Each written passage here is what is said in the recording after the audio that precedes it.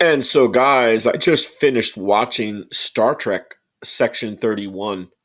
Or is that just Section 31? Because I didn't see any Star Trek in it.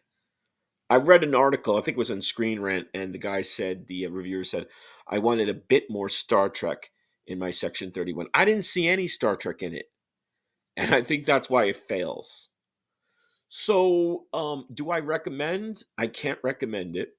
I can't recommend it as a Star Trek film, certainly. And I can't even recommend it as a science fiction spy action film. It reminds me, I guess the best way for me to describe the dynamic, right? The vibe, the tone. It's to me, it's Mission Impossible meets Suicide Squad meets The Expendables. There you go. And I like all of them. I love Mission Impossible, love Suicide Squad, and I like the first two Dependables. I mean, Expendables, the dependable Expendables. The first two or so were okay. So this is what we've got, guys. We've got if you're familiar with Section 31 from Deep Space Nine, with the great William Sadler, the actor who plays Sloan, always tangling with Dr. Bashir, Dr. Julian Bashir from Deep Space Nine, and some great adventures. So this is sort of the, I guess, the prehistory or how they kind of come together and become a unit. I still didn't see much sort of, connectivity and threading, connection to it, but that's, I guess, what it's supposed to be. I gotta say, great action at times, really good costumes and sets, but that's not enough for me for a film. The characterizations, the characters, their interplay, their connections. That's what I love, and that's what I go crazy for. As a writer, writing for Next Generation and Deep Space Nine, that's something I tried to put into my scripts, and I always seek it out in episodes and films. So I'll give them that it's a great looking production. It really is. The special effects, it is feature film quality. There's some chuckles here and there. There's some fun moments. Michelle Yeoh, always great as a martial artist, as a cinematic fighter.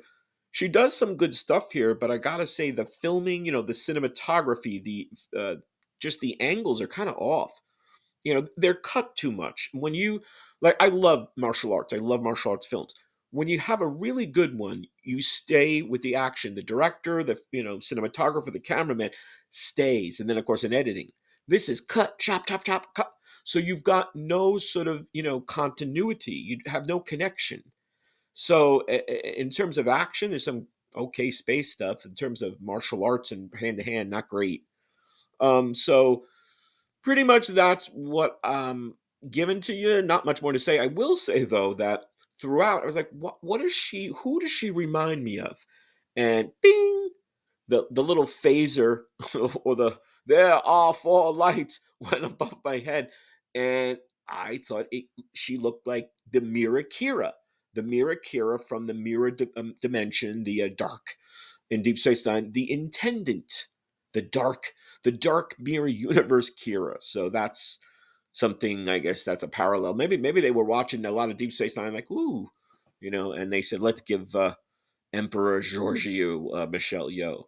And I also will say, if you're a fan of Discovery, I am not. If you like Discovery, I guess this will speak to you as well because you will understand more or connect more or enjoy it more. So there you go.